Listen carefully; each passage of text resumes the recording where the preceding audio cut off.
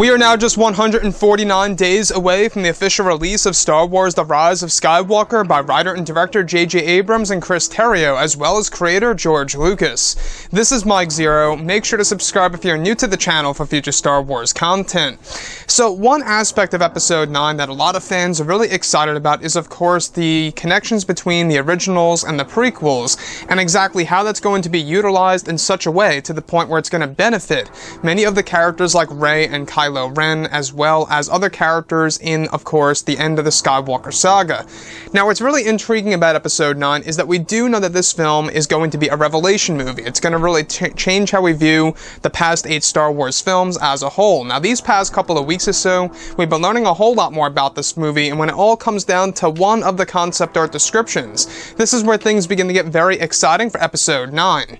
Now, specifically, what's really intriguing about all of this is that a description of one of the sequences based in the third act of the film, where it's described that both Rey and Kylo Ren are witnessing the environment around them beginning to morph and change, where it's explained that Luke's Force Ghost is taking Rey and Kylo Ren into the netherworld of the Force. It's described that one of the scenes involves a moment where Yoda's Force Ghost appears next to Luke's and is beginning to give Rey a lecture about the Force.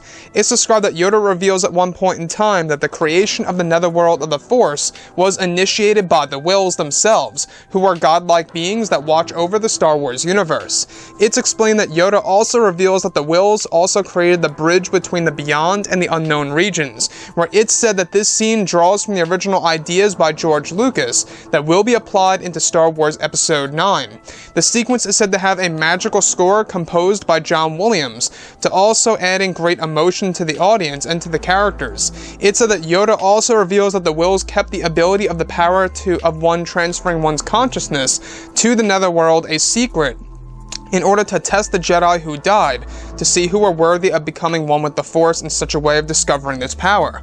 So let's go over a couple of parts about this, because we do know that Episode 9 is really going to answer a lot of the burning questions from The Force Awakens, as well as creating new questions in the very beginning of this film that'll later be answered at the very end of Episode 9.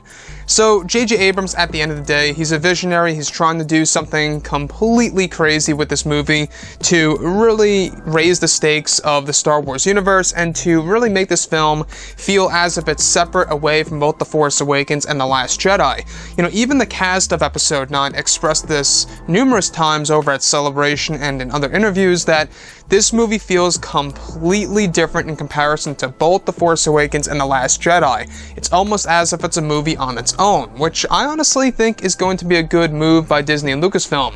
You know, as long as it does keep well with the nostalgia and it really stays true to the Star Wars franchise, and then it feels different at the same time, I think a lot of people would be fine and okay with that.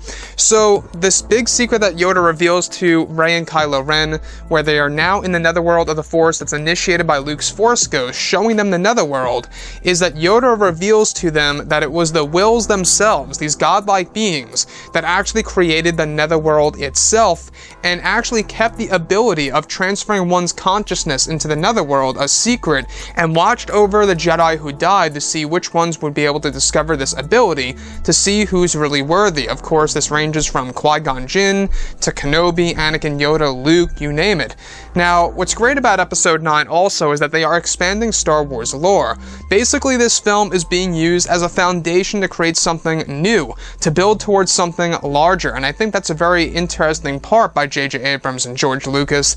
You know, the fact that they are drawing from a lot of George's original ideas about the Wills, and how they're really evolving that idea into Episode 9, such as the Wills being the creators of the netherworld itself, really is quite massive in the Star Wars franchise, and how we're going to look at everything related to a character becoming one with the Force. You know, we do remember, you know, if you guys remember the Last Jedi first teaser trailer back in April of 2017, there was a line of dialogue where Luke says, "It's so much bigger." What was so much bigger? Well, most likely Luke was referring to the wills, that there is something so much bigger than the Force itself, which are of course these godlike beings that are now going to be fully explained in Episode 9. So far we know little to nothing about the wills in canon, where we will finally be able to learn more about them in, of course, The Rise of Skywalker, which is great. Now the last thing that I do want to touch on is how this is said to be a moment in which John Williams composed a magical score that is all set and ready to make the fans very emotional, as well as the characters that are a part of this scene to become very emotional during the sequence. So John Williams, in my point of view, in the Skywalker saga, I'm just glad that he's back, because without John Williams, well, it's just not Star Wars, to me at least. If you're making a movie based within the Skywalker saga, you need John Williams. Period. You just need him. If it's a Skywalker saga movie, John Williams is needed. And I think that's exactly why he said after Episode 9, most likely is going to be his last Star Wars film that he works on. Anyways, guys, drop a comment below. Let me know what you think about all of this in the comments. And if you guys did enjoy the content for today, do make sure to drop a thumbs up on this video to support the channel. I thank you all so very much for the kind support, and I'll catch you guys next time.